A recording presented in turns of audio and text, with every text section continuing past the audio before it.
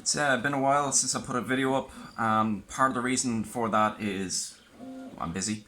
Another part is that I've been having trouble with these tracks.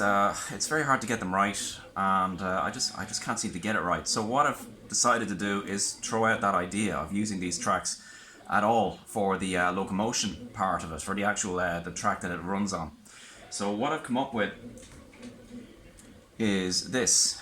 Now, this entire continuous track is all printed as one single piece. Like, I did not assemble it afterwards. It's all printed as one piece, and it works well. So the track itself is assembled. I then had to design the rest and print them. Hold on a moment. That's actually easier. Okay. The rest, this scaffold is basically temporary, just while I figure out the rest of the robot. I'm rebuilding the entire thing from scratch.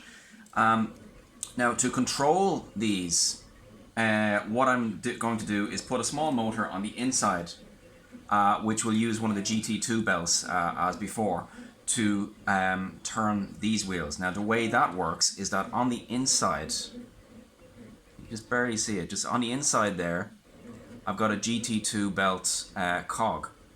So the belt will run around there and then over to wherever the motor is. But the motor, I'll be able to push backwards and forwards to add to tighten it, which solves a few more problems that I had with the old version.